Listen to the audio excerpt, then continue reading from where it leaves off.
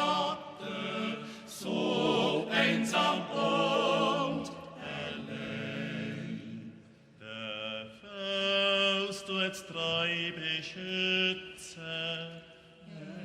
Es liegt in Gottes Hand. Am Sonntag läutet's Glöckli und rief gar hell ins Land.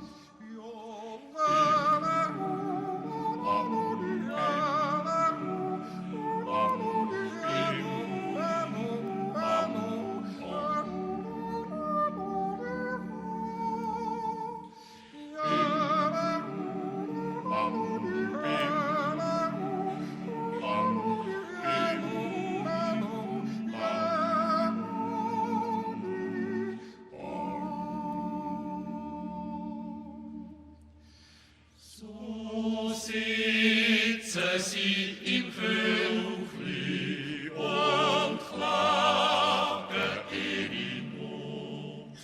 Der Pfarrer tut sie trösten mit manchem guten Wort. Das ist für ihre Herzen. Warme Sonnenstrahl, uns Glöckli tut's begleiten, ins Dörfli zurück,